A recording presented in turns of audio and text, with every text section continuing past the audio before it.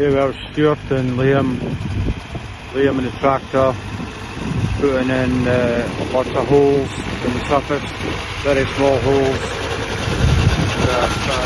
Start the roller.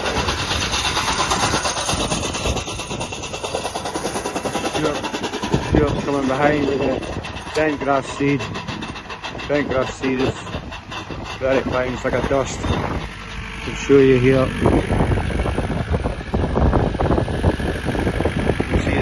In the wind, really fine seed.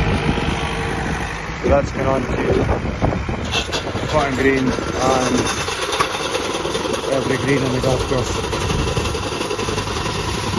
Like I said, Liam's making thousands of little indentations in the surface to give the seed somewhere to go. Then this will be top dressed and dragged in and watered.